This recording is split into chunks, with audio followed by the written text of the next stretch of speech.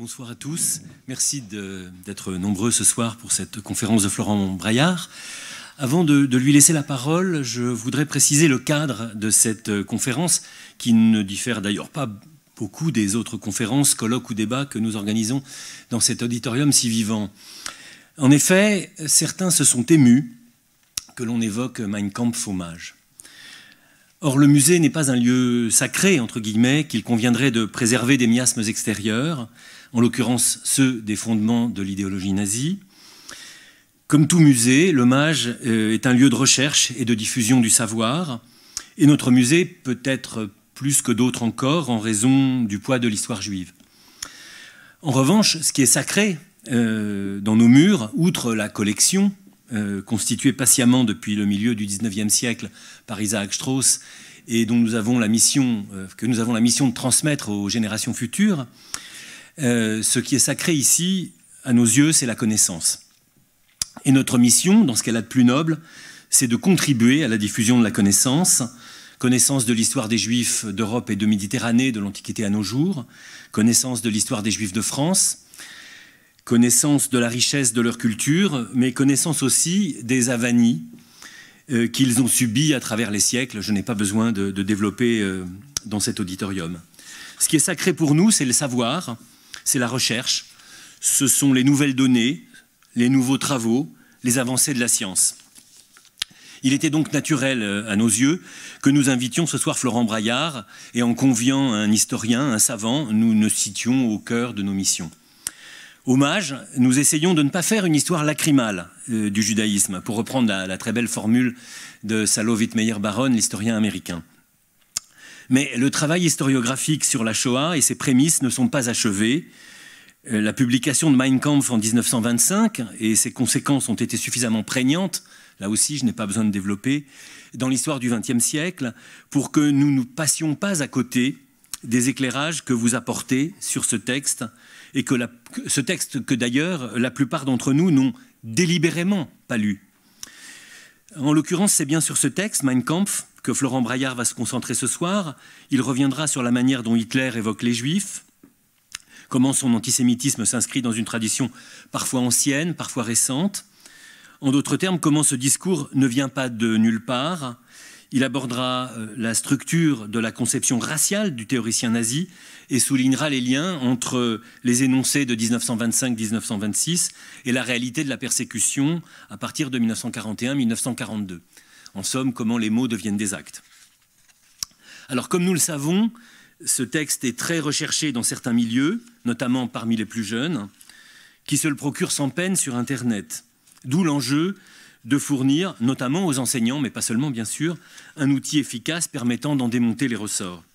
Donc aujourd'hui, c'est moins Mein Kampf que nous mettons en exergue, en valeur évidemment, que le colossal travail de documentation et d'analyse que vous avez réalisé, Florent, avec votre équipe de traducteurs et de chercheurs, pour éclairer l'ensemble des dimensions criminelles de ce livre, leurs sources et leur développement. Et votre conférence, d'une certaine manière, prolonge la journée organisée par le Mémorial de la Shoah le 30 mai dernier, en présence de Serge Klarsfeld et de nombreux historiens, parmi lesquels j'en cite quelques-uns, Christian Ingrao, Antoine Wittkin, Dan Michman de Yad Vashem, René Poznanski, Thomas Meissen, Christophe Frochasson ou Yanis Roder, ainsi que Sophie Élyséon, la déléguée interministérielle à la lutte contre le racisme, l'antisémitisme et la haine anti-LGBT. Voilà. Alors Florent, je rappelle que vous êtes historien, directeur de recherche au CNRS, membre du Centre de recherche historique, dont vous avez été d'ailleurs le directeur de 2013 à 2016. Vos travaux portent sur la politique nazie de persécution et d'extermination des Juifs. Votre dernier livre, Auschwitz, enquête sur un complot nazi, a été publié en 2012 au Seuil. Et puis il s'inscrivait dans le droit fil de La solution finale de la question juive, la technique, le temps et les catégories de la décision, publié par Fayard en 2004. Vous avez également dirigé le volume collectif Le génocide des Juifs entre procès et histoire aux éditions Complexes en 2000. Et en 1996, déjà, vous aviez publié une biographie de Paul Racinier, le premier négationniste français, intitulée « Comment l'idée vint à Monsieur Racinier, naissance du révisionnisme ». Voilà, chez Fayard déjà en 1996. Mais je vous laisse la parole.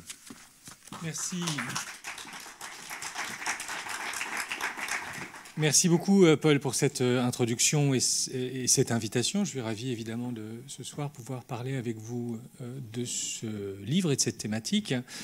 Quand nous avons commencé, il y a quelques mois, à réfléchir à ce projet de conférence autour de l'édition critique française de Mein Kampf, alors à paraître, donc sous le titre « Historiciser le mal », nous étions d'accord sur le fait qu'il ne s'agissait pas de tenir ici, au Musée d'art et d'histoire du judaïsme, le même propos que, par exemple, au siège du CNRS, le Centre national de recherche scientifique auquel j'appartiens, le 19 mai dernier, lors d'une conférence de presse, ou lors de la journée de présentation très dense que nous avons faite, organisée au Mémorial de la Shoah le 30 mai, comme vous l'avez rappelé. L'idée était ce soir de rentrer dans le vif du sujet, si vous me permettez l'expression, dans la matière elle-même, c'est-à-dire d'évoquer l'antisémitisme de Hitler en mobilisant les connaissances que cette édition critique a justement permis d'accumuler.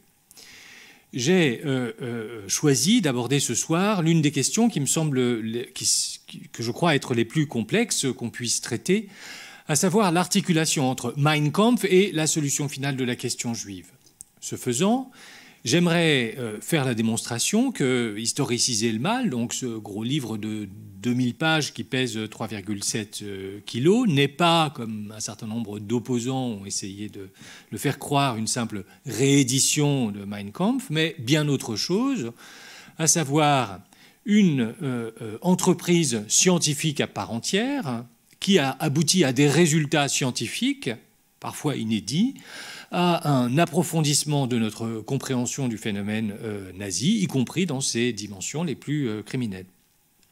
En l'occurrence, l'analyse que je vais présenter ce soir, si vous le voulez bien, n'aurait pas été possible si, d'une part, on n'avait pas mis en circulation de nouvelles informations inédites ou mal connues qui nous contraignent de reconsidérer à nouveau frais la dichotomie historiographique entre intentionnalisme et fonctionnalisme, et si, d'autre part, travailler pendant toute cette période sur le texte de Hitler ne nous avait pas contraint à en faire une lecture particulièrement rapprochée, susceptible de faire émerger des continuités ou des persistances passées inaperçues dans le discours de Hitler entre 1925 et, par exemple, le milieu de la guerre, à la fois sur le danger juif. Donc il y aura évidemment dans mon propos beaucoup de guillemets que je ne manifesterai pas toujours, mais je pense que vous serez de vous-même capable de les mettre, et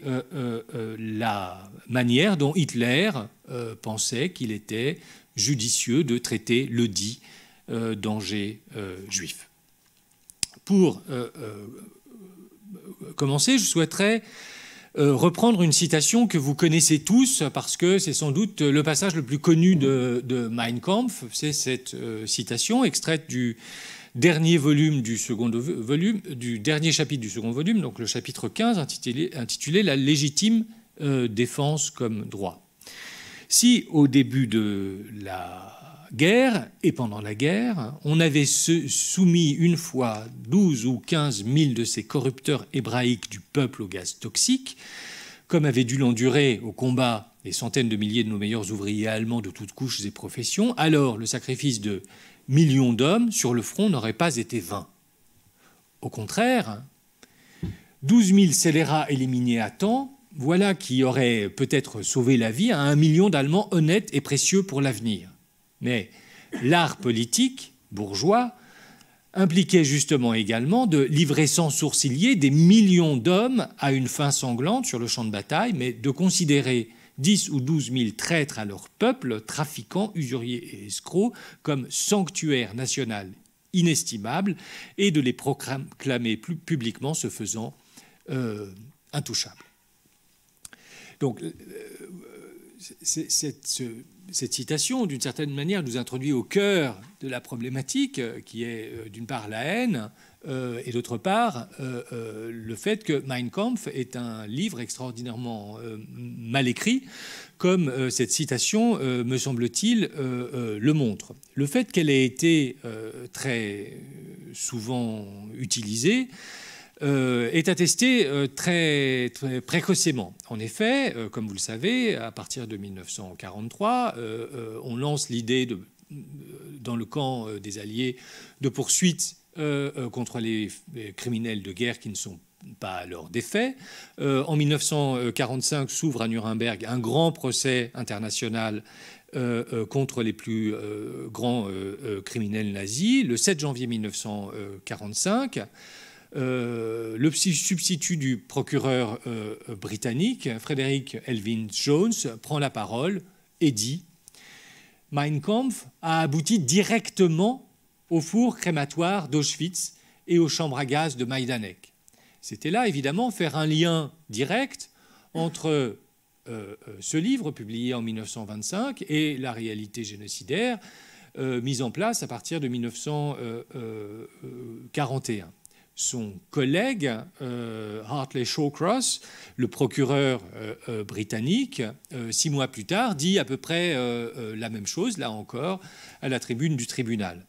Après la prise de pouvoir, la persécution des Juifs s'intensifia. La solution finale des assassinats en masse des Juifs fut conçue dans Mein Kampf, la Bible des nazis. Hitler a regretté qu'on ne soit pas servi de gaz toxique pour exterminer les Juifs allemands durant la dernière guerre. Là, la démonstration est encore plus complète. C'est non seulement dans Mein Kampf que s'originerait l'idée d'un génocide, mais dans la phrase que j'ai citée au préalable. Donc l'idée d'un lien direct entre Mein Kampf et la Shoah, ou l'Holocauste, ou la solution finale de la question juive, a émergé dans un contexte judiciaire et elle s'est développée, y compris dans l'histoire plus ou moins académique.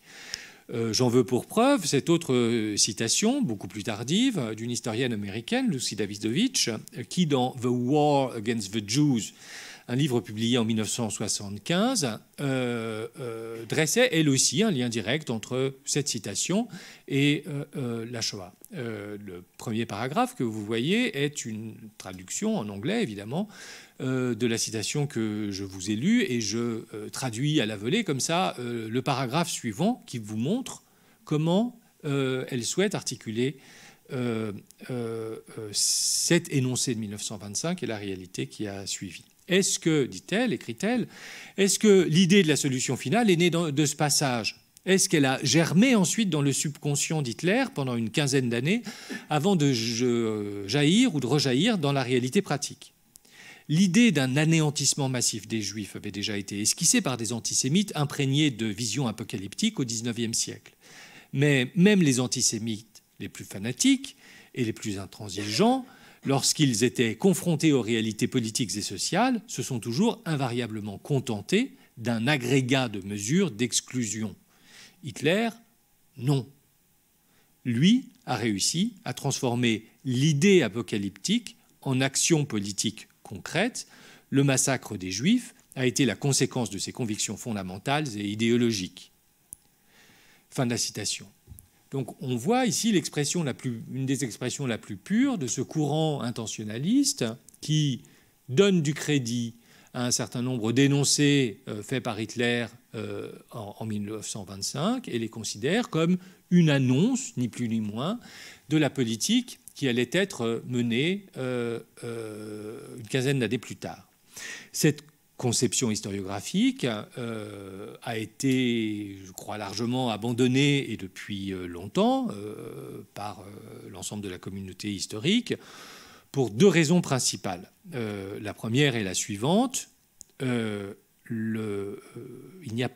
n'existe pas de ligne droite dans la politique anti-juive menée par les nazis. En d'autres termes, la route vers Auschwitz a été tortueuse. Cette expression, la route tortueuse, peut-être certains d'entre vous l'ont reconnue, elle vient du titre d'un ouvrage là encore fameux, The Twisted Road to Auschwitz, de l'historien germano-américain Karl Schleunes, qui a été publié en 1970. Le sous-titre, c'est la politique nazie à l'encontre des Juifs entre 1933 et 1939. c'est le début d'une historiographie, enfin c'est la seconde phase d'une historiographie réellement scientifique de la persécution des Juifs. Ça vient 10 ans ou 8 ans après la publication par Raoul Hilberg de son grand livre sur la destruction des Juifs européens. Ce que montre Schleunes et ce que les historiens après lui vont, avant lui d'une certaine manière, et après lui vont mettre en avant, c'est au fond le caractère erratique de la politique anti-juive que j'aimerais donc, sans entrer dans les détails, évidemment rappeler ici en partant du programme en 25 points de 1920, donc le programme du NSDAP, qui est l'acte fondateur de ce parti que Hitler a rejoint quelques mois auparavant et à la rédaction duquel il a, semble-t-il, contribué, mais dans une faible mesure. Donc, qu'est-ce qui est préconisé dans ce programme en 25 points, gravé dans la pierre, et dont Hitler affirme dans Mein Kampf et à plusieurs reprises qu'il ne doit jamais être modifié de quelque manière que ce soit. Les mesures anti-juives sont les suivantes: la déchéance de nationalité, l'éviction de la fonction publique et l'expulsion des étrangers en cas de crise alimentaire. Et là, on comprend bien, d'une part, que si les étrangers doivent être évacués ou expulsés en cas de crise alimentaire, les Juifs seraient les premiers visés. Et d'autre part, on voit bien le rejeu de ce qui s'est passé durant la Première Guerre mondiale, à savoir ces problèmes d'approvisionnement qui ont traumatisé la population allemande et que Hitler retraduit avec ses camarades extrémistes dans un programme politique. Néanmoins, déchéance de la nationalité, éviction de la fonction publique, expulsion cas échéant, on est évidemment très très loin dans la programmation politique d'une quelconque politique de meurtre. Je vais très vite, donc je passe directement à 1933 et à la première mesure antisémite qui est la publication en mars 1900 ou en avril 1900 de cette année-là, donc du paragraphe arien qui exclut de la fonction publique justement toute personne ayant au moins un grand-parent arien. Les lois de Nuremberg en septembre 1935 sont évidemment un moment particulièrement important de persécution juridique qui se déploie sur un certain nombre de plans. Donc la nationalité, les Juifs ne sont pas déchus de leur nationalité allemande, mais ils sont déchus, le cas échéant, de leur citoyenneté, c'est-à-dire leur capacité à exercer leurs droits civiques, lesquels, évidemment, dans une dictature, sont réduits pratiquement à néant. Et puis, il y a cette interdiction terrible de mariage et de relations sexuelles entre ariens et juifs, l'idée étant bien évidemment d'empêcher tout croisement et de préserver la soi-disant race aryenne de toute pollution juive. 1935 est une étape fondamentale, mais c'est une étape parmi d'autres. À partir de 1933, la politique mise en œuvre par les nazis est évidemment de favoriser, pour dire les choses comme ça, l'émigration de la minorité juive allemande. Et quand je dis dire les choses comme ça, évidemment, c'est que la pression va être de plus en plus forte et va prendre des formes de plus en plus extrêmes, qu'on pense bien évidemment, en particulier au pogrom de la Nuit de Cristal en novembre 1939, à la suite duquel des dizaines de milliers de Juifs ont été internés dans des camps dont ils n'ont été libérés qu'avec la promesse de quitter à très très brève échéance le territoire allemand. Suivant les statistiques produites par les nazis eux-mêmes, entre 1933 et 1939, pas moins de 350 000 Juifs allemands ou autrichiens avaient quitté le territoire du Reich, sur une population initiale de 560 000 personnes. C'est dire l'ampleur extraordinaire de ce mouvement migratoire. Mais donc, si cette politique de migration plus ou moins volontaire ou plus ou moins forcée s'est doublé à partir de 1938 d'une politique d'expulsion où la force et la contrainte, évidemment, prenaient toute la place. Donc 1938, c'est en octobre l'expulsion des Juifs de nationalité polonaise résidant sur le sol allemand, dont un changement législatif polonais risquait de les rendre apatrides et donc inexpulsables. Et donc, de manière préventive, le gouvernement allemand décide d'envoyer de l'autre côté de la frontière polonaise, de rassembler sur la frontière polonaise les quelques dizaines de milliers de juifs, donc polonais vivant parfois depuis des décennies en Allemagne, et puis de les forcer de l'autre côté de la frontière. Un grand nombre d'entre eux se trouveront coincés dans ce no man's land dans des conditions évidemment atroces. C'est le cas de la famille d'Herschel Greenspan, qui, pour se venger, assassine à Paris le conseiller d'ambassade von Rath. Et c'est là le prétexte qui lancera, bien évidemment, la nuit de cristal que j'ai évoquée tout à l'heure. Donc il y a un premier recours à l'expulsion forcée en octobre 1938. Il y a une deuxième émergence de cette idée, beaucoup plus tardivement dans ce calendrier très resserré, évidemment, qui est le nôtre, en février 1940.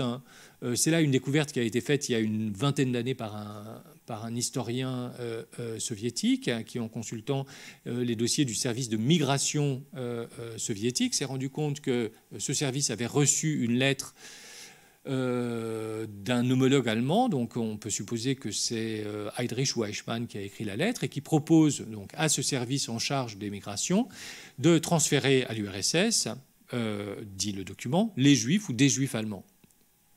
Ce qui veut dire que potentiellement 200 000 juifs ou 300 000 juifs, ou peut-être beaucoup plus si on inclut dans ce des juifs ou les juifs allemands, les juifs résidant, par exemple les juifs anciennement polonais résidant dans les territoires occupés et annexés, territoires polonais annexés au territoire, voire tous ceux qui sont depuis l'entrée en Pologne et la conquête de la moitié de la Pologne sous domination allemande. Alors donc évidemment, comme on le sait, ça n'a pas marché, c'est-à-dire que très vraisemblablement le régime soviétique a décliné cette offre qui était pensée par les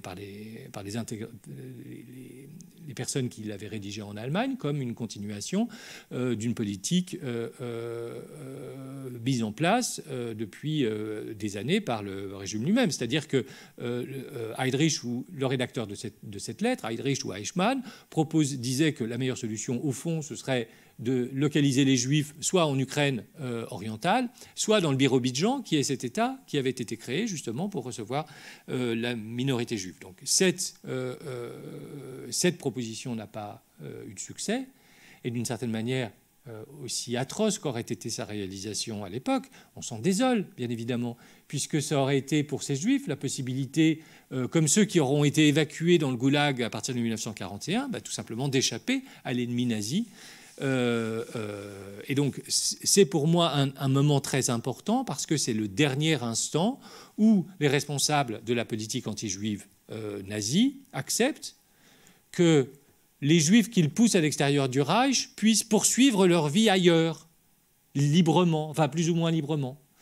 Et évidemment, ça va à l'encontre du schéma qui sera développé à partir de, mettons, l'été 1940, quelques mois plus tard, quand, à la faveur de la défaite française, tout d'un coup, naît un plan qu'on nomme le plan Madagascar, par lequel les responsables nazis imaginent concentrer dans la colonie française de Madagascar la totalité des juifs européens alors sous leur férule, c'est-à-dire 4 ou 5 millions de personnes, avec l'idée, pour le coup, de les couper totalement du monde extérieur et donc de ne plus leur laisser leur liberté de vie.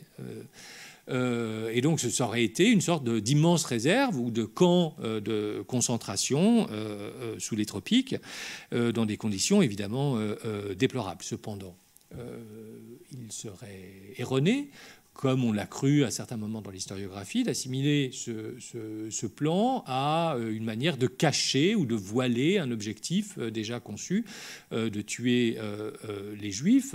Il n'y aurait pas eu de chambre à gaz à Madagascar, mais au contraire, les rédacteurs du plan, qui étaient de médiocres planificateurs, se souciaient, à leur mesure, de la capacité des Juifs à créer suffisamment de denrées alimentaires pour pouvoir s'auto-alimenter. Donc ils imaginaient créer des fermes et utiliser l'industrie de la pêche, créer des infrastructures routières, créer des institutions internationales d'échange d'un point de vue financier. Il y avait tout un ensemble de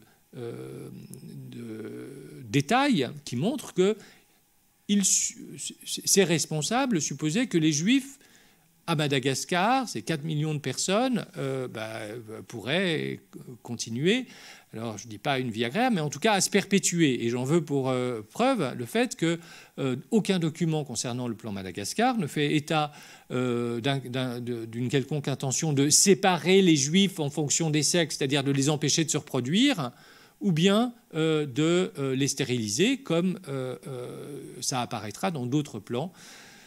Et la séparation par sexe, par exemple, est un élément central lors de la conférence de Wannsee. Donc, l'été 1940, on passe à un nouveau schéma qui est une réserve.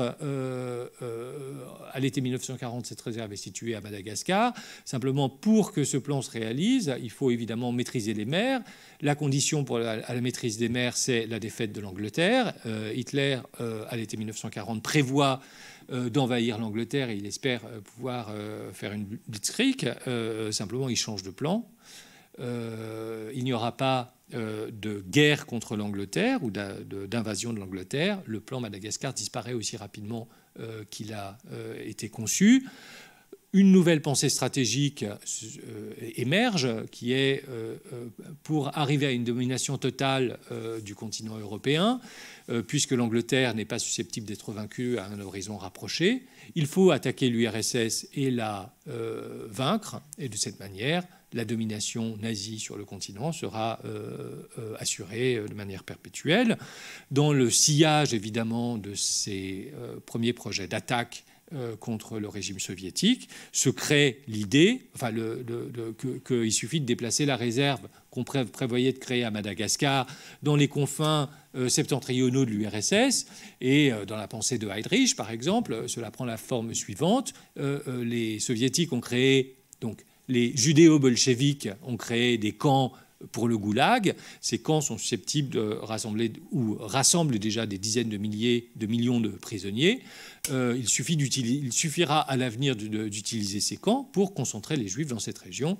Et il y a des citations particulièrement atroces où on voit pour le coup la jouissance de ces acteurs à l'idée de faire subir aux Juifs ce qu'ils croient que les Juifs ont fait subir, que les judéo-bolcheviques ont fait subir à la population russe. Donc, comme on le sait, ces projets-là non plus, d'une certaine manière, malheureusement, ne se sont pas réalisés de cette manière. C'est au printemps 1942 qu'on peut situer de manière certaine la fin de tout projet de réserve. Mais bien évidemment, vous le savez, dès l'été 1941, avec l'institution des Einsatzgruppen et la conquête du territoire soviétique, se mettent en place des politiques de répression et de massacre d'une ampleur de plus en plus forte. On estime, les dernières estimations proposent de placer le nombre de victimes de ces unités militaires et sécuritaires sur le territoire soviétique avant la fin de l'année 1941 à une fourchette entre 500 000 et 800 000 juifs tués par ces différentes formations. Puis comme on le sait, un basculement s'opère dans une période qui fait encore l'objet de débats entre spécialistes, entre, mettons, la fin de l'année 1941 et le début de l'année 1942. Le changement est radical, évidemment. Il ne s'agit plus de tuer il ne s'agit plus de transplanter à l'Est des Juifs pour les laisser s'y perpétuer. Il s'agit de les tuer en totalité et de manière très rapide. Alors évidemment, donc, pardon, j'ai oublié de déployer ces différentes indications, mais c'était juste ce que je viens de dire. Alors évidemment, ce parcours, pour le moins, oui, tortueux, si on se replace dans la psyché de Hitler en septembre 1939, au fond, on se dit quoi? Que la chose qu'il aurait préférée à toute autre chose, c'est qu'au moment où il se lançait dans l'attaque contre la Pologne et plus tard contre l'URSS, la chose qu'il aurait aimé, c'est qu'il n'y ait plus un seul juif en Allemagne. Que donc ses ennemis constitués de l'intérieur aient tous disparu et que donc ce peuple arien puisse sans entrave pouvoir poursuivre ses conquêtes. Simplement, c'est pas ça qui s'est passé. En 1939, il restait encore en Allemagne 200 000 ou 250 000 juifs. Et au fur et à mesure que l'Allemagne va conquérir des territoires, et il a commencé à le faire avec les Sudètes ou bien évidemment l'Autriche, le nombre de juifs sous domination allemande va connaître une inflation extraordinaire jusqu'à atteindre plus d'une dizaine de millions de personnes. Donc c'est ce chemin tortueux qui empêche de supposer qu'il existe un lien direct entre les énoncés de 1925 et la réalité de 1941-1942. Mais reprenons la citation que j'ai citée tout à l'heure, enfin que j'ai évoquée tout à l'heure. On voit bien également, rien qu'en l'examinant à la loupe, de manière rapprochée et sans faire preuve de téléologie, que Hitler ne parle pas là d'un génocide tel que nous on l'entend. Pourquoi? Parce que il parle de 12 à 15 millions d'Hébreux corrupteurs du peuple, 1000, pardon. Mais simplement, il ne parle pas de millions de personnes, justement. Il parle d'une minorité à l'intérieur d'une minorité. Par ailleurs, les gaz qu'il évoque, donc c'est très frappant évidemment de constater qu'en 1925, Hitler parle de gaz. Simplement, les gaz ne sont pas les mêmes que ceux qu'on a employés à Chelmno, Belzec, Sobibor et Treblinka, c'est-à-dire des gaz d'échappement ou dans les camions à gaz, ou à Auschwitz, c'est-à-dire le Zyklon B. Les gaz dont il parle, c'est les gaz de combat auxquels était soumis la totalité des forces belligérantes durant la Première Guerre mondiale. Ce que Hitler dit ici, en d'autres termes, c'est nous aurions dû veiller à ce que les Juifs combattent comme les autres, et donc soient comme les autres, soumis aux gaz de combat, et que comme les autres, une partie d'entre eux meurent. Ça fait bien évidemment référence à cette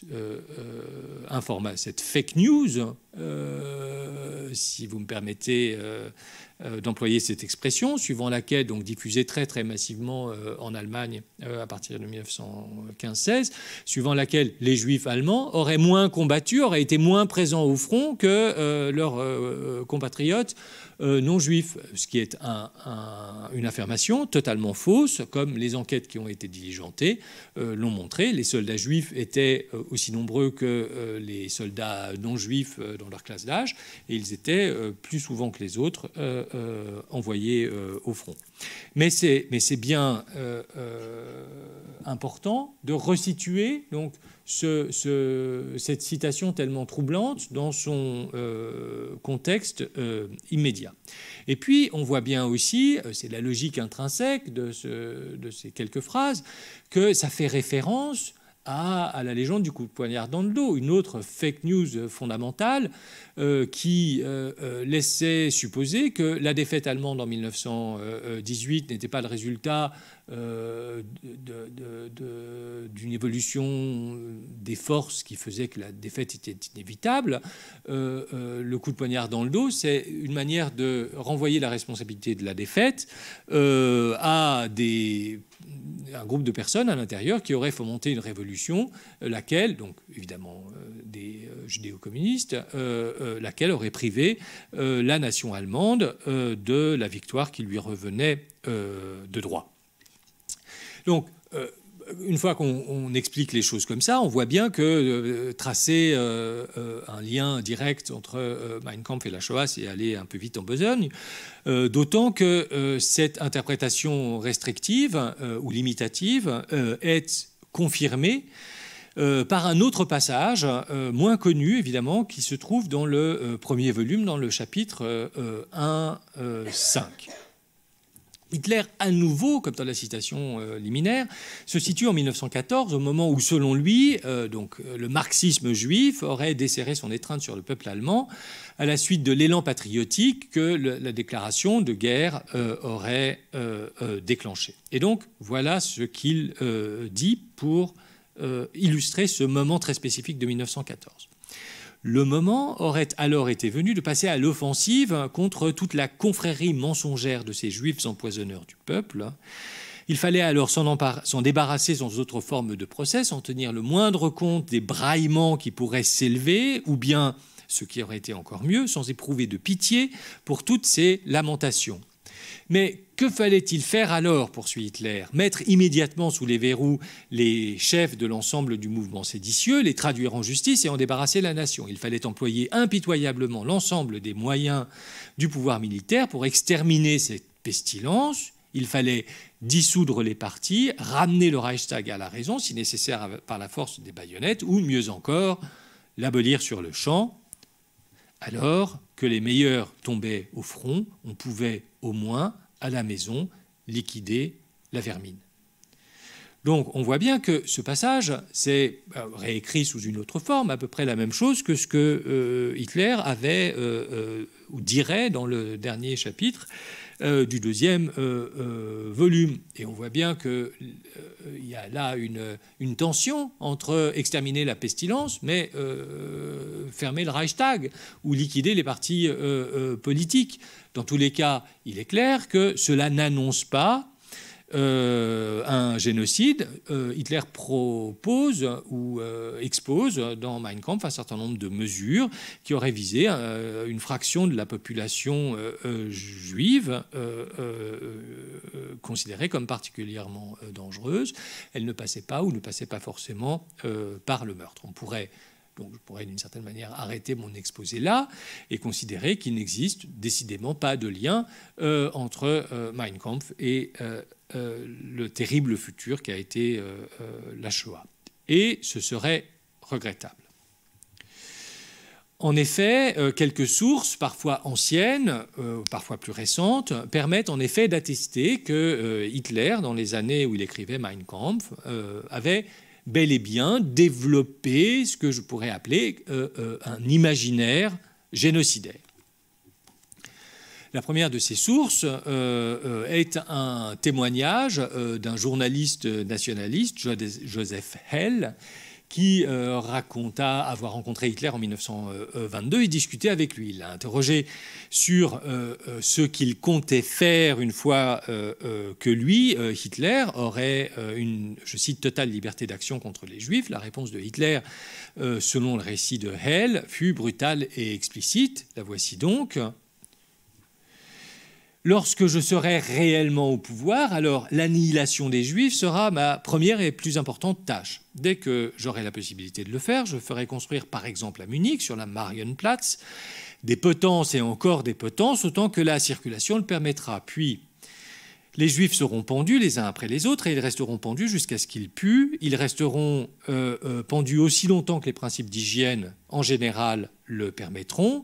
Dès qu'on les aura détachés, ce sera au tour des suivants et ainsi de suite, jusqu'à ce que le dernier Juif de Munich ait été éliminé. On procédera de même dans les autres villes jusqu'à ce que l'Allemagne ait été complètement nettoyée de Juifs. On ne peut pas dire, évidemment, en lisant cette citation horrible, que Hitler n'avait pas ou n'imaginez pas, à ce moment-là, tuer la totalité des Juifs, qui plus est, avec des méthodes barbares. Ce témoignage a été cité par un historien anglais, Gerald Fleming, dans un livre bien connu et important qui s'appelle Hitler and the Final Solution, publié en 1984.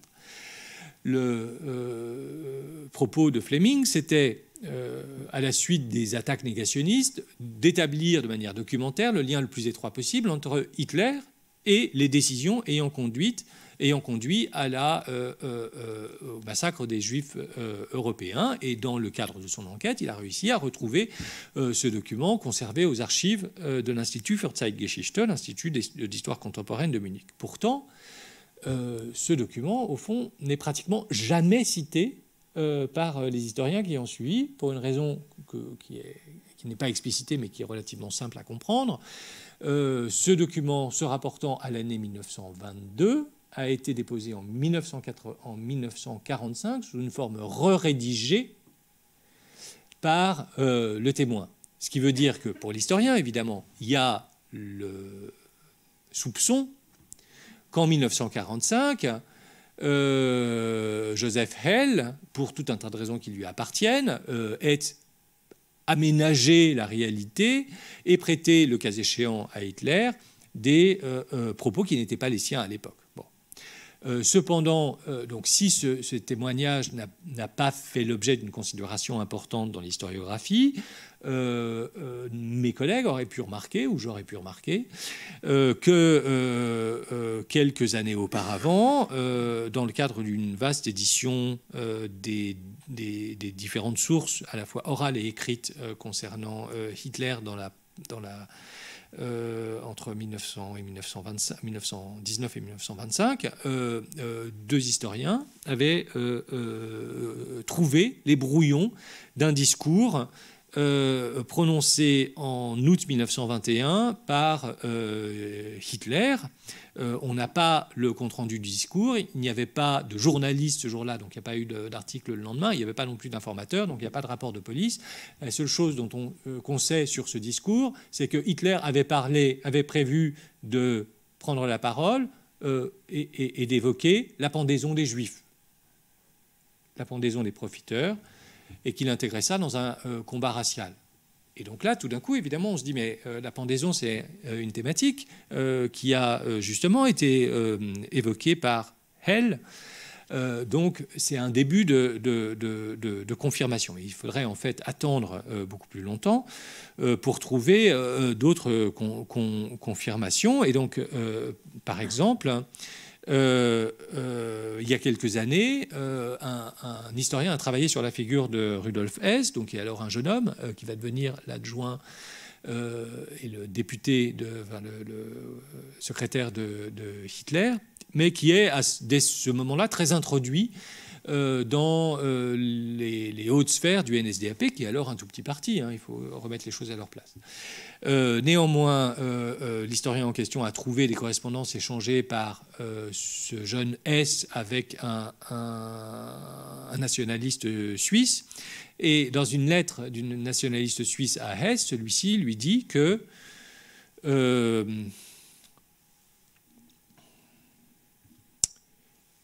pendre les Juifs, l'extermination du marxisme et exterminer en outre les Juifs avec des mitraillettes n'est pas une bonne idée.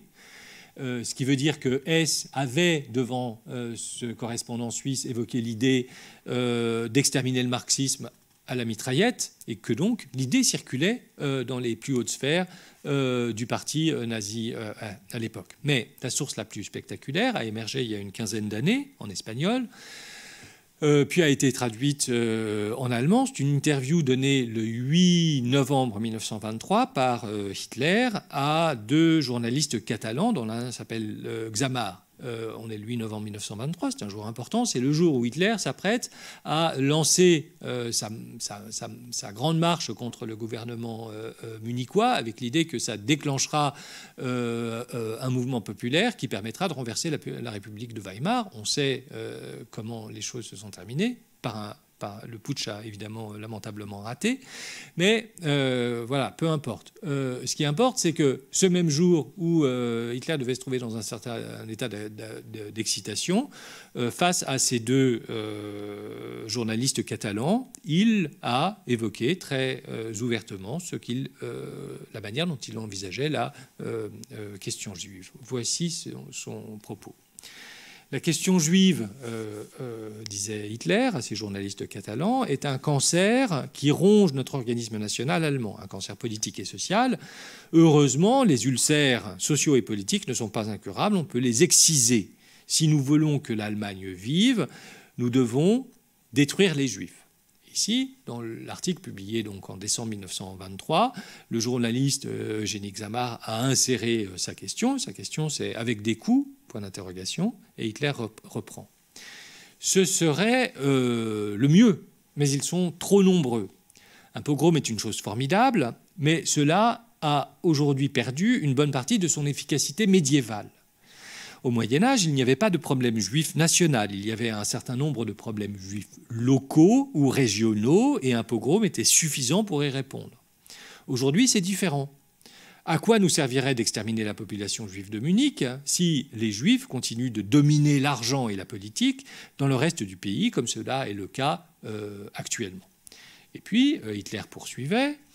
Il y a dans toute l'Allemagne plus d'1 million de Juifs, c'est un chiffre très exagéré. Que voulez-vous faire? Tous les tuer en une nuit? Ce serait naturellement la meilleure solution. Et si l'on y parvenait, l'Allemagne serait sauvée. Mais cela n'est pas possible. J'ai examiné le problème sous tous les angles, ce n'est pas possible. Le monde nous tomberait dessus au lieu de nous remercier, ce qu'il devrait pourtant faire. Le monde n'a pas compris l'importance de la question juive pour la simple raison qu'il est dominé par les Juifs. Vous comprenez maintenant? Point d'interrogation. Et Hitler poursuit encore. La question juive est une chaîne, et l'Allemagne doit briser cette chaîne si elle ne veut pas mourir. Comment? De quelle façon? Nous avons déjà constaté que les pogroms ne marchent pas. Il ne reste que l'expulsion de masse. Ce passage, comme vous l'avez constaté, horrible, donc publié en 1923, redécouvert à la fin des années 2000, publié en allemand en 2005, ce passage contient, je crois, une tension que l'on trouve par ailleurs dans d'autres documents. Ce qui importe à Hitler, ce n'est pas tant le caractère criminel ou non de l'action anti-juive, c'est la question de la systématicité. Hitler, dans ce passage, dans ce document, dans cette interview, mais aussi dans d'autres documents, considérait en 1923 que le meurtre était efficace, n'était pas efficace, parce que justement, il ne pouvait pas être systématique, alors que, disait-il ici, l'expulsion des Juifs, quant à elle, pouvait l'être.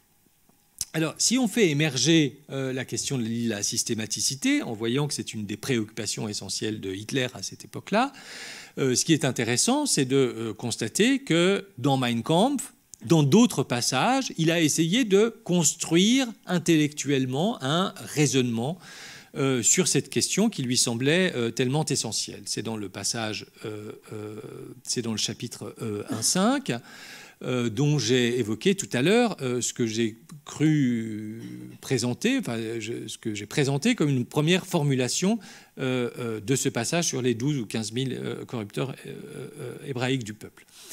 Donc, la citation de tout à l'heure, c'était « Mais que fallait-il faire alors? Mettre immédiatement sous les verrous les chefs de l'ensemble du mouvement séditieux, ramener le Reichstag à la raison, l'abolir. » Bon. Et puis, il poursuivait. Une question se posait cependant. Est-il seulement possible d'exterminer par l'épée les idées nées de l'esprit? Peut-on combattre des visions du monde en employant la force brute? Cette question, écrivait Hitler dans Mein Kampf, je me la suis posée plus d'une fois déjà à cette époque. On voit bien dans ce passage qu'il y a là aussi un glissement.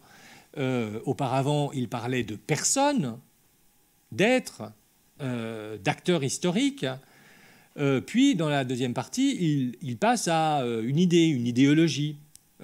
Pourtant, c'est bien la question de l'extermination systématique qui se trouve posée dans ce passage, dont je crois qu'on peut dire qu'en fait, Hitler parlait à la fois de l'idéologie et des acteurs, il parlait d'incarnation idéologique ou d'idéologie incarnée.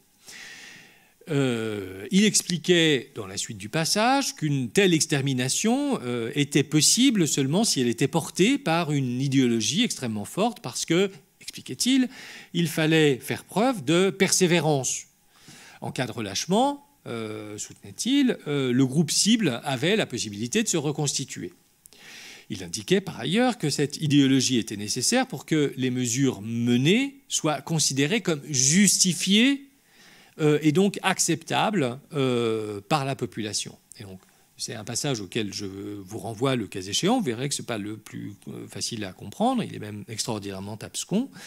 Je veux simplement faire remarquer ici que la question du caractère systématique des actions menées contre les ennemis consubstantiels se trouve posée à plusieurs reprises, par Hitler, donc dans Mein Kampf, et dans un certain nombre de documents contemporains. C'est cette question de la systématicité qui me semble expliquer l'évolution de la réflexion de Hitler.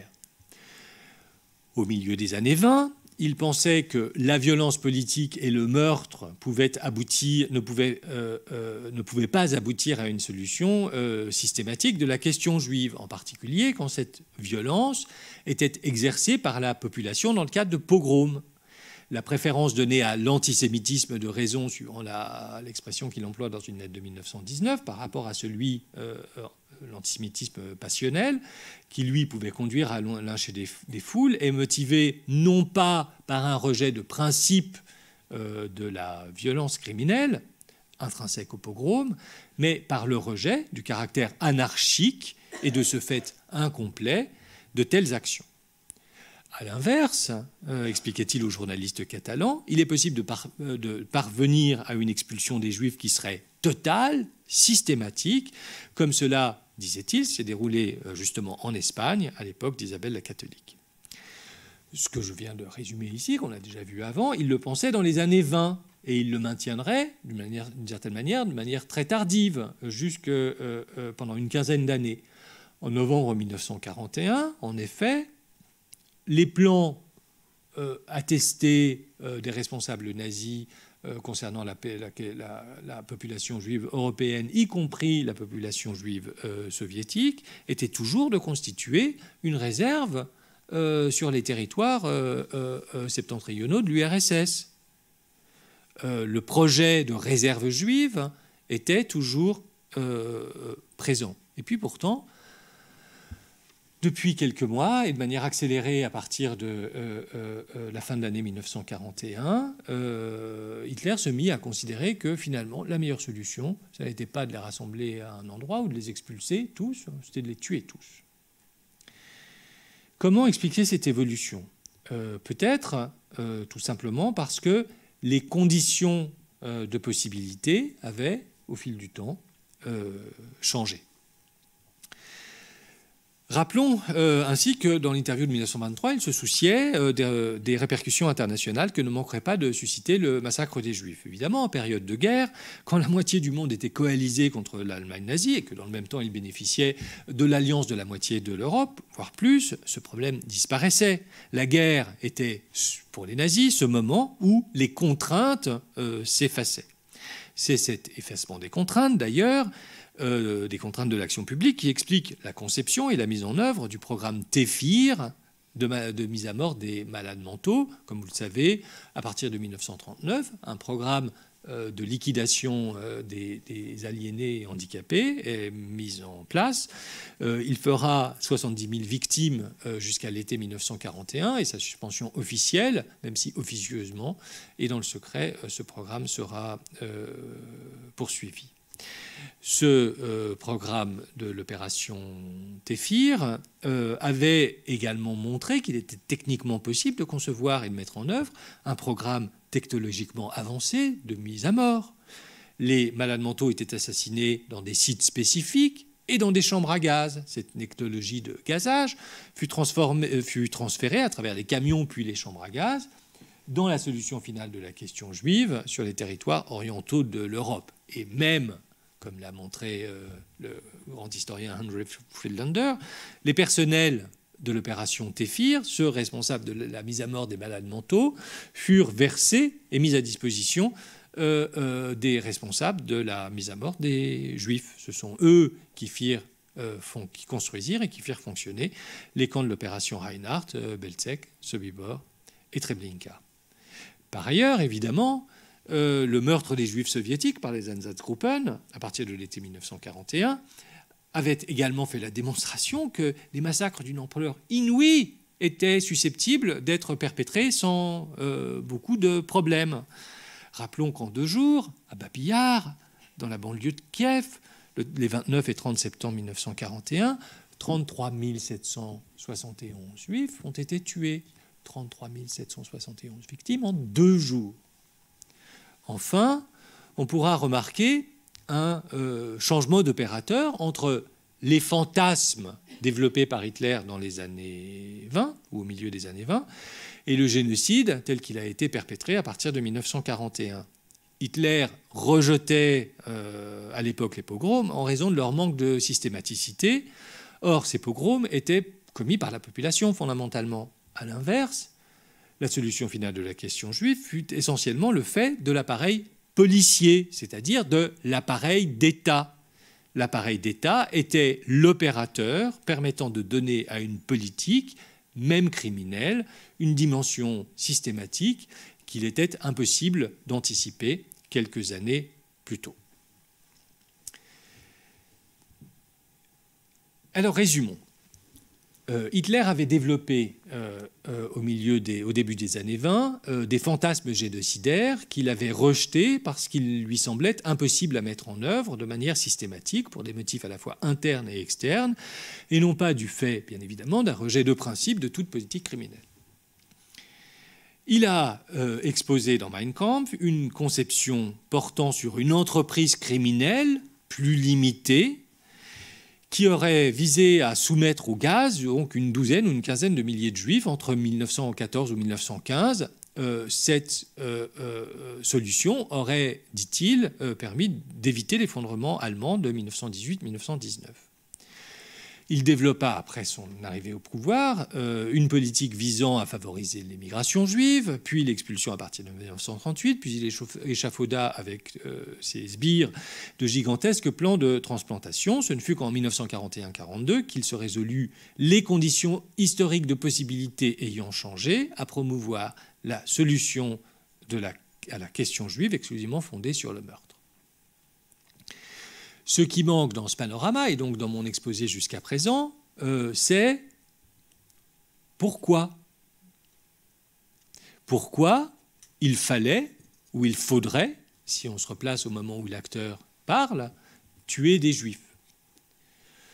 On en voit bien les linéaments, évidemment, dans la citation que j'ai lue au début de cet exposé, puisqu'il avait expliqué que le meurtre de quelques dizaines de milliers de juifs, ou de quelques milliers de juifs, était supposé avoir un effet d'une extraordinaire ampleur.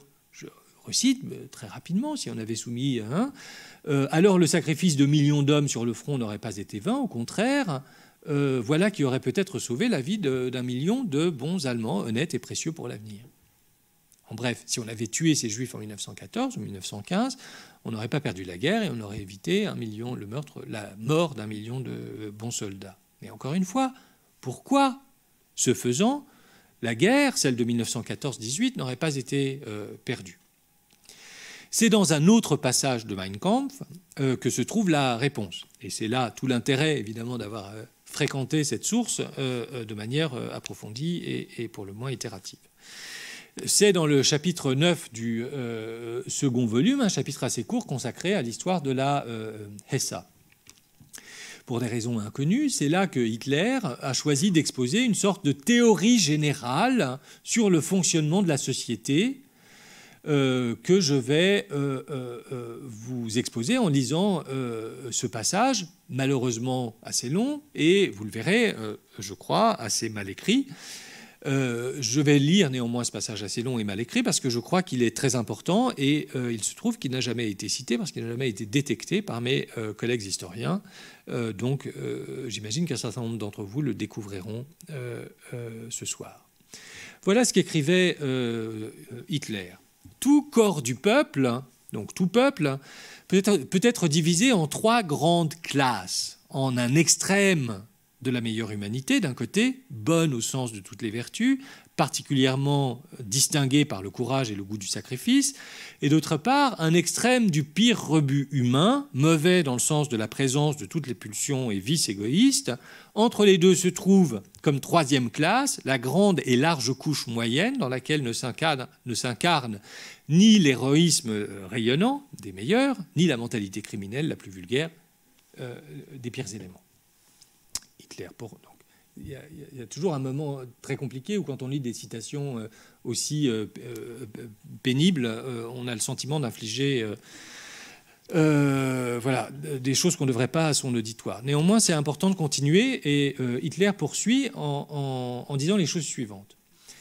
Les époques de l'ascension d'un corps du peuple se distinguent n'existent que du fait de la direction absolue qu'exerce la partie extrême meilleure. Les époques d'évolution normale, régulière ou d'état stable se distinguent ou existent à travers la domination visible des éléments du centre, les deux extrêmes s'équilibrant l'un l'autre dans la balance ou se neutralisant mutuellement. Les époques de l'effondrement d'un corps du peuple sont définies par l'action prédominante des pires éléments. Et Hitler poursuit. Ce qui est remarquable ici, c'est que la large masse, écrit-il, en tant que classe du milieu, telle que je veux la désigner, n'apparaît de manière sensible que lorsque les deux extrêmes eux-mêmes sont aux prises dans une lutte mutuelle et que, en cas de victoire de l'un des deux extrêmes, cette masse se soumet toujours avec complaisance au vainqueur. Dans le cadre de domination des meilleurs, la large masse suivra ceci. Dans le cadre de la réussite des plus mauvais, elle ne leur opposera pour le moins aucune résistance, car combattre la masse du milieu ne le fera jamais elle-même. Donc la citation est longue. La théorie, pourrait-on dire, est pour le moins rudimentaire et même ridicule de simplisme. Cette théorie qui prive le peuple, la population dans sa grande majorité, de toute autonomie, qui la place d'une certaine manière dans une situation de minorité. Le peuple est un organisme féminin, incapable de penser par lui-même et qui aurait donc besoin d'être influencé par d'autres, les extrêmes, pour se mouvoir et devenir un agent de l'histoire. Ça, c'est la théorie théorique, d'une certaine manière. Elle se trouve déclinée juste après par Hitler à travers un exemple historique spécifique qui est, et ça n'étonnera aucun d'entre vous, la guerre de 14-18. Hitler donc poursuit en déclinant sur la réalité historique de 1914-1918 les conséquences de sa théorie. Or, la guerre de 1914-18 a détruit, au cours de ces 4 années et demie d'événements sanglants, l'équilibre interne de ces trois classes, dans la mesure où, tout en reconnaissant tous les sacrifices du milieu, l'on doit cependant constater qu'elle a mené à une saignée presque complète de l'extrême de la meilleure humanité. Leur mort, celle de ces meilleurs éléments, fit monter en flèche le bon côté de la balance, trop peu chargé, tandis que pesèrent désormais plus lourds qu'autrefois les éléments de la méchanceté, de la bassesse et de la couardise, bref, la masse de l'extrême du mauvais. Ainsi, la fin de la guerre produisit le tableau suivant. La large couche moyenne de la nation a apporté son tribut en sacrifice du sang conforme au devoir. L'extrême du meilleur s'est presque intégralement sacrifié dans un héroïsme exemplaire. L'extrême du mauvais, soutenu par des lois les plus absurdes d'un côté et par la non-utilisation des articles de guerre de l'autre, a malheureusement été conservé d'une manière tout aussi intégrale. C'est cette lie bien conservée de notre corps du peuple, qui a ensuite fait la révolution, et elle n'a pu le faire que parce que l'extrême des meilleurs éléments ne lui faisait plus face, il n'était plus en vie.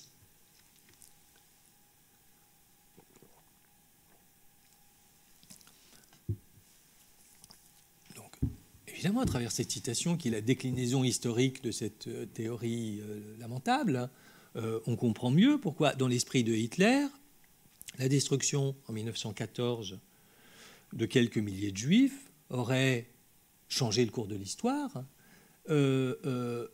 interdit le soulèvement du peuple allemand et donc aurait empêché la défaite. Tuer quelques milliers de Juifs en 1914, c'était rétablir l'équilibre en allégeant le côté négatif de la balance, alors que le côté positif, avec tous ces merveilleux soldats allemands volontaires qui étaient tombés en premier, avait déjà perdu tout son poids. Il s'agit là, me semble-t-il, d'un premier acquis. La fameuse citation de Hitler, que j'ai citée de manière liminaire, ne peut se comprendre que dans le cadre de la théorie de l'équilibre. Donc il faudrait mettre des guillemets ici sur théorie et sur équilibre. Une théorie passée inaperçue des commentateurs de Mein Kampf, qu'ils soient historiens, philosophes ou acteurs historiques. Mais, et c'est un second acquis qui me semble encore plus important encore, ce qui est frappant, c'est que cette théorie de l'équilibre n'est pas seulement un discours confiné aux années 20, mais c'est une théorie qui a guidé l'exercice du pouvoir, en particulier dans la période de guerre. Car il se trouve qu'on dispose de multiples exemples ou circonstances dans lesquelles, à partir de l'été 1941, Hitler, imaginant trouver l'Allemagne dans une situation particulière de danger, a mobilisé sa théorie pour expliquer ce qu'il faisait ou ce qu'il voulait faire, en particulier ce qu'il faisait ou ce qu'il voulait faire contre les Juifs. Je me contenterai ici, même si les exemples, encore une fois, sont multiples, d'évoquer les propos tenus par le chef du Troisième Reich en présence de Goebbels le 29 mai 1942. Nous sommes au cours d'une période très importante pendant laquelle la solution finale est sur le point de connaître son ultime modification. Quelques jours plus tard, on annoncerait que le meurtre des Juifs non seulement doit être mis en œuvre, mais qu'il doit être mis en œuvre à un rythme effréné, en une année seulement. C'est une période par ailleurs extraordinairement importante parce que 2 jours plus tôt, le 27 mai, Heydrich, le responsable du RSHA qui dirigeait la conférence de Wannsee et qui par ailleurs occupait des responsabilités importantes au sein du protectorat de Bohême-Moravie, a fait l'objet d'un attentat au sortir dans la banlieue de Prague. Il a été touché par balle. Dans un premier temps, on croit que la blessure est relativement superficielle. Une infection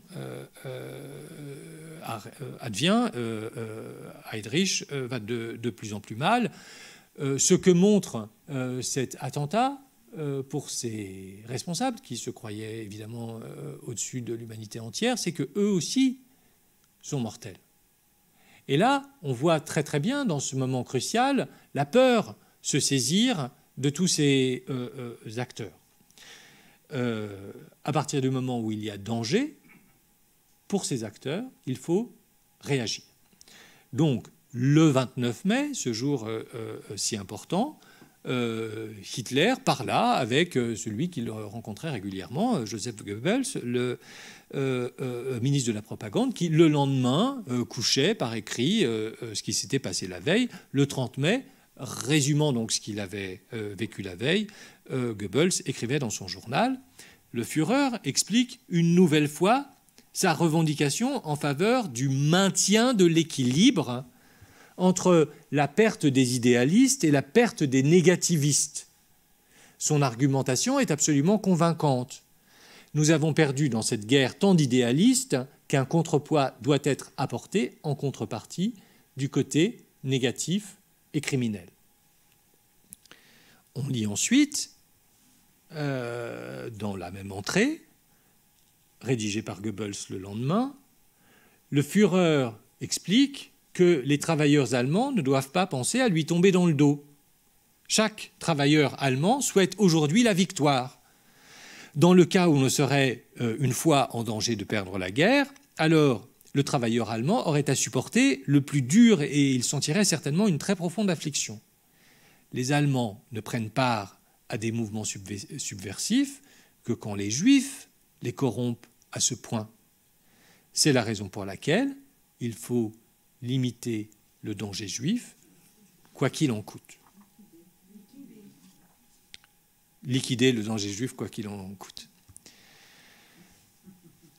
Ainsi, non seulement la théorie de l'équilibre avait servi à Hitler en 1925 pour penser ce qu'on aurait dû faire 10 ans plus tôt, en 1915, pour ne pas perdre la guerre, elle avait également été mobilisée par lui à partir de 1941 pour concevoir le meurtre des Juifs et ainsi, croyait-il, éviter la défaite. Le génocide des Juifs avait ainsi constitué, dans l'esprit de Hitler, une mesure préventive destinée à écarter le retour du spectre de 1919. Je suis presque au terme de ma démonstration. Vous l'aurez compris, c'est cette ridicule, cette indigente théorie de l'équilibre qui explique, selon moi, le meurtre des Juifs d'Europe. Elle nous permet de rentrer dans la rationalité de cet acte insensé.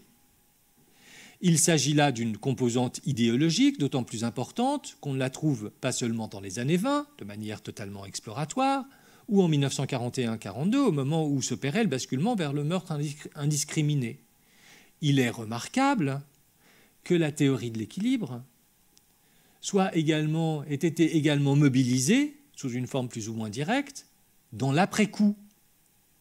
Quand il s'agissait, pour Hitler et Himmler, pour les plus hauts responsables nazis, d'évoquer le crime qu'ils avaient commis pour, tout simplement, se réjouir de l'avoir fait, du fait des conséquences dont ils pensaient que cette action avait eu. J'en veux pour preuve 2 courtes citations par lesquelles je terminerai mon propos. La première est un discours prononcé en juillet 1944 par Himmler devant des officiers d'une division de grenadiers. Donc, ça n'est pas le premier discours, tant s'en faut, où Himmler évoque le meurtre des Juifs. Il dit à peu près toujours la même chose. Cette citation me semble particulièrement frappante. Naguère, explique-t-il, en 1918, après 4 années de lutte, c'est la révolte montée de la rue qui nous a enlevé des mains cette victoire que nous voyons s'annoncer comme sûre. Là, c'est une référence évidente au coup de poignard dans le dos, à la théorie mensongère du coup de poignard dans le dos. Nous sommes maintenant dans la 5e année de la Seconde Guerre mondiale. Dans la patrie, le peuple est débarrassé des Juifs, de toute engeance criminelle, situation toute différente de celle d'autrefois. Nous nous trouvons dans une situation heureuse. Nous n'avons plus de Juifs dans le pays, si bien que nous avons éliminé tout foyer de révolte au sein du peuple. Donc, on voit bien que c'est à nouveau une déclinaison de cette théorie de l'équilibre, mais dans l'après-coup, où Himmler, en l'occurrence, explique ici que, tout simplement, malgré la durée de la guerre, il n'y a pas de révolte populaire, puisque ceux qui, 20 ans plus tôt, avaient fomenté la révolte, prétendument, les Juifs, avaient été tués. Et Hitler n'a pas dit autre chose. En mai 1944, dans une citation beaucoup plus courte, devant des généraux, cette fois, il expliqua, en mettant à l'écart les Juifs, et donc quand on parle de mise à l'écart ici, on parle bien évidemment de meurtre, j'ai éliminé la possibilité que se constitue un noyau révolutionnaire ou que se forme un foyer infectieux. Me voici donc au terme de ma démonstration. J'espère avoir respecté mon contrat, c'est-à-dire avoir fait la preuve en présentant cette interprétation que je crois novatrice des motivations génocidaires de Hitler, qu'il n'aurait pas été possible de la reconstituer sans une lecture attentive, scrupuleuse, répétée de son livre en 1925, et sans non plus la mise en circulation ou la révélation d'informations mal connues, en l'occurrence l'interview donnée par Hitler à Xamar, ce journaliste catalan, en 1923. Historiciser le mal, ce gros livre d'un millier de pages, n'est ainsi nullement assimilable à une simple réédition de Mein Kampf. C'est un livre d'histoire à part entière, mettant en circulation une quantité proprement phénoménale d'informations et d'analyses sur Hitler, l'idéologie nationale-socialiste et l'immensité des crimes nazis. Je vous remercie pour votre attention.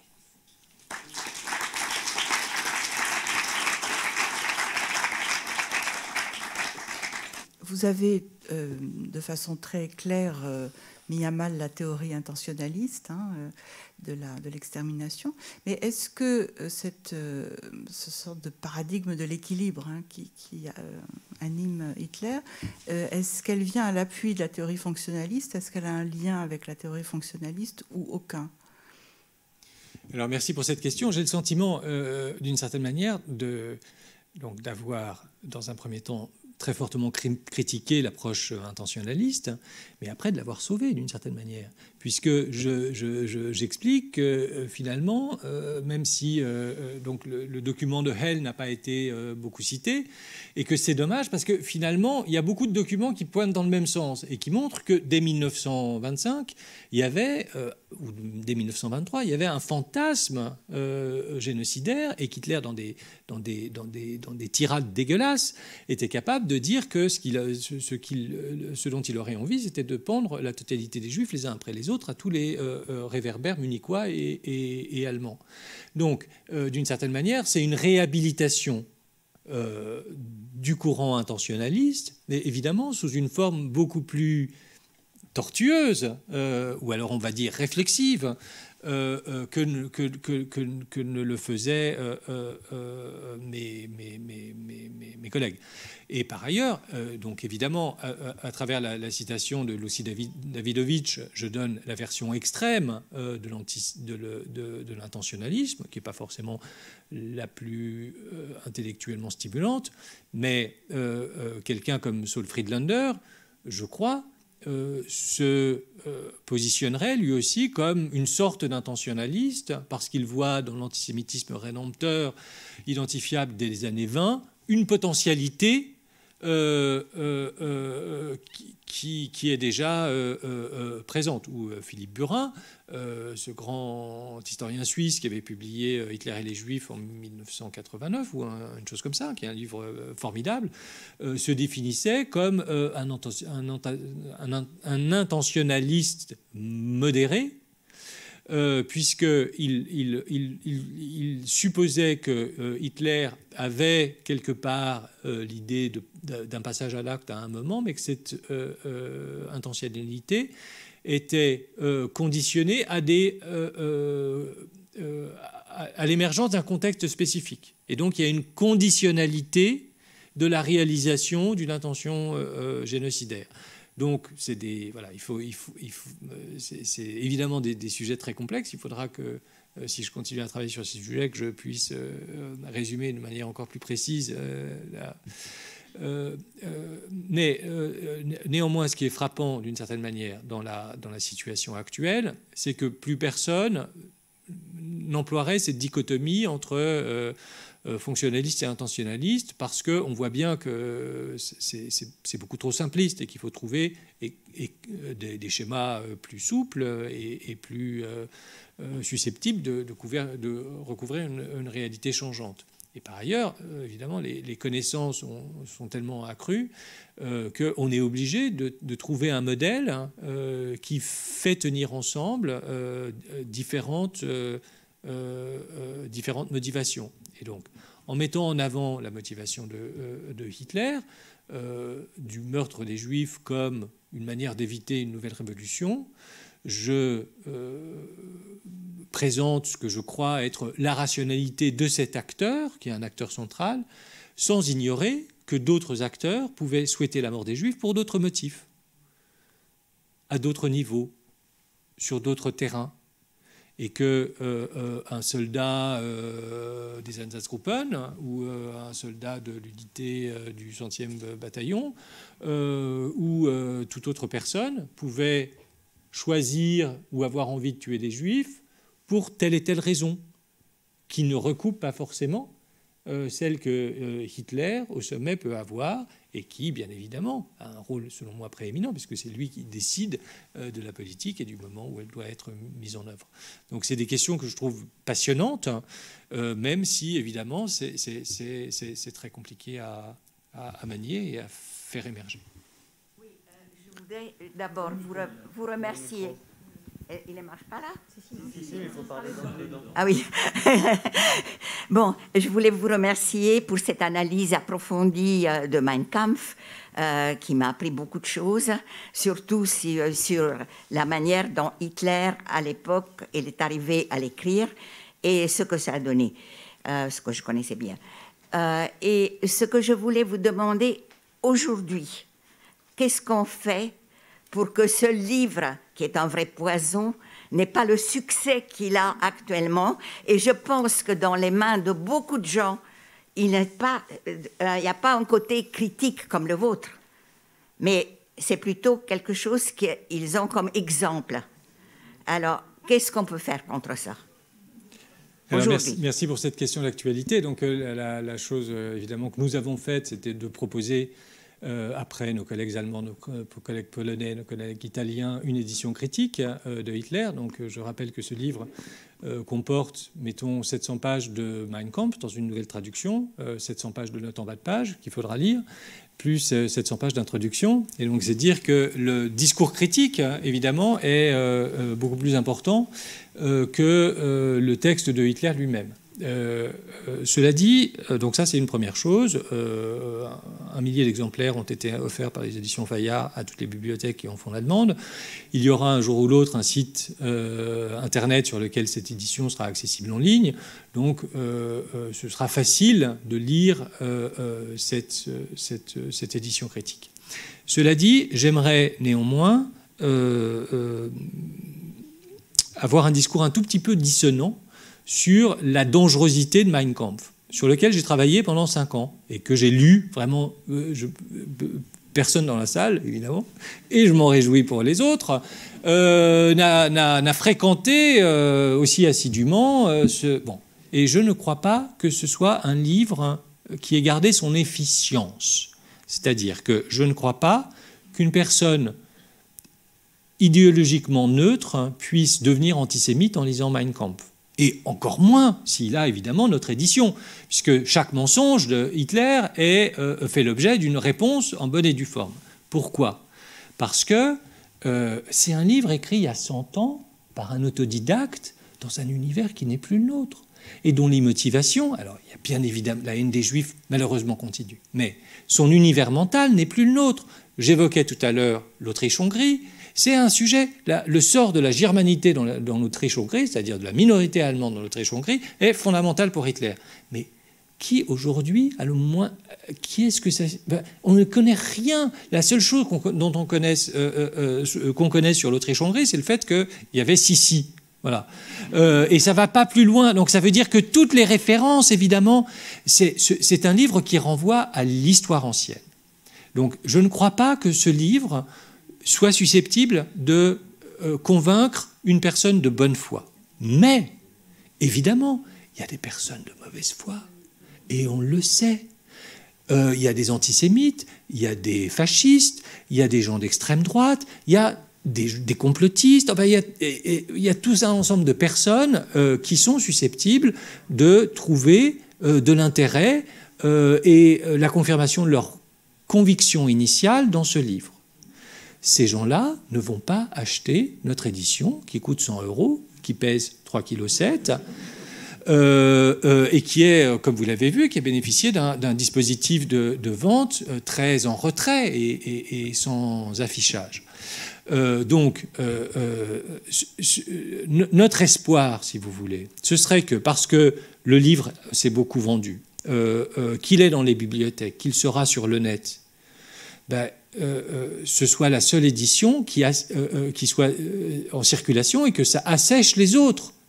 Mais bien évidemment, l'éditeur d'extrême droite, qui, depuis 1934, vend pour 35 € son édition relative, enfin, qui est datée, dont on peut dire des choses comme ça, et qui est évidemment sans édition. Il ne va pas arrêter demain, pour nous faire plaisir à nous tous, de vendre tout simplement parce qu'il a un intérêt commercial massif à vendre le plus d'exemplaires possible.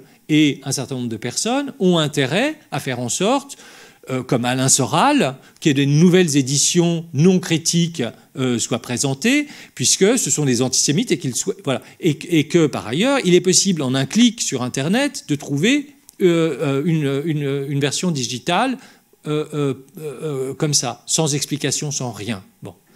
Encore une fois, Mein Kampf, et c'est ce que j'ai essayé d'expliquer dans la préface, Mein Kampf fait partie de notre univers. On ne peut plus retirer ce livre. C'est fini. En Allemagne elle-même, 11 millions d'exemplaires ont été produits et diffusés depuis l'émergence d'Internet. C'est des centaines, des dizaines de millions d'exemplaires qui, chaque jour, dans toutes les langues, circulent. La seule chose que nous pouvons faire, c'est croire que la science, la connaissance, l'histoire et l'esprit critique peuvent permettre de désamorcer ce discours de haine qui fait partie de la réalité de notre monde.